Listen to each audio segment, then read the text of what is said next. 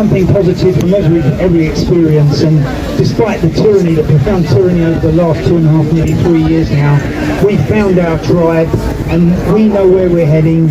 You know, as Piers was saying earlier on, we don't want divide and conquer. We don't want, I mean, I can't personally think, I've never seen one Socialist Workers' Party banner here at all. I think the only Marxist group I've seen here are the Spartacus League, who say that they're against. They're rather unusual. And for me, one of the most profound ironies of this kind of situation over the last 2 years is that the left have gone along with Big Pharma. The left have gone along with mega capitalism. This is the most strange thing about. I've got friends in America, Democrats. They've gone along with everything they've said. So, but I think to say that this is a Marxist takeover is a total misnomer, because the idea of Marxism, and I call myself a socialist, a libertarian socialist. The idea of Marxism is basically freedom of speech, and basically from private ownership to public ownership, which means that you go into a hospital and no one asks you for a checkbook. You go into a socialist environment and you're treated. What we've got at the moment is a few nutters, a few psychopaths, a few tyrants with mega millions that want to control us at any cost, Some of the middle class that live out in the blue rinse areas of the UK that never thought this would happen, live in Norfolk and places like that, they've got a big shock coming to them, because they're the middle class, the ones that they which is the primary target, reset. And basically, these fifth columns, and by columns I refer to the Great Reset, the World Economic Forum and others, which have crept in, been brought in by animals like Boris Johnson, without prior consent of the British people, brought in totally underhand without your consent. Many people, millions of British people have never heard of the Great Reset. They haven't got a clue of what it is, or where it's going, or where it's going at the moment. And a word for the police, who have played a big part in the last 3 years. We've seen what they're like, and we will never forget the way they kept people kettled in for hours. And I'm talking about pregnant women kept in, made to piss their pants for hours on end, without any humility, without any decency. I served with some great men in the Falklands War, you know what, and they were brave men for all their faults. No soldier would ever do that. We must never forget the tyrants in the TSG and the type of people that join these organisations.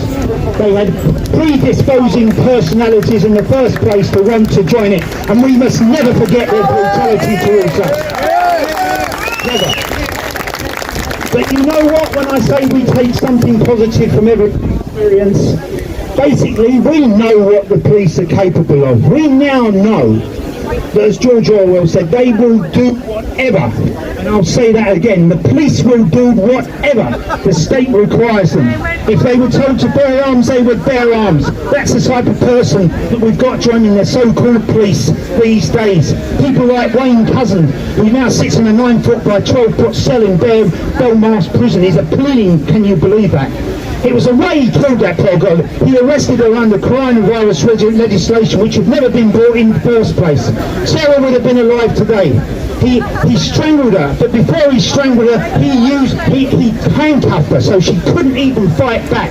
What a craven coward of a man. That is the psychological profiling of the people you've got joining the police today.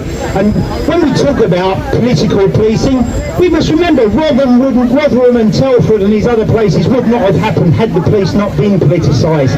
Basically being told that fitting in a community cohesion statistic is paramount to getting young girls buggered, and I'm talking about underage girls without the age of consent. That's the sort of person. Nothing will change until we get these tyrants out of the police force. It's outrageous what has happened. I realise I'm speaking to the converted, but nothing changes until that happens. But we must never ever forget. And when this tyranny comes back, when they bring in more legislation, and the Tory party now have got a litany of repressive bills going through Parliament, each one that they make is a precursor for a worse one. It reads as a police state. George Orwell, that wonderful Englishman that wrote this book, not just as stories, but as a warning of what can happen.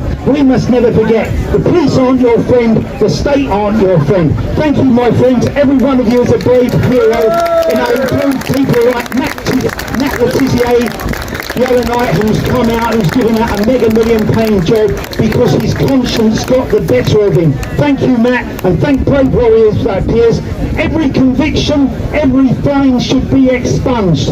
Everyone is convicted, and the champions of the police were, this will give you an idea, they were going around hospitals arresting people just for showing that hospitals were empty. Those heroes in the police, those champions of justice. God help us. Thank you, my friends. Thank you.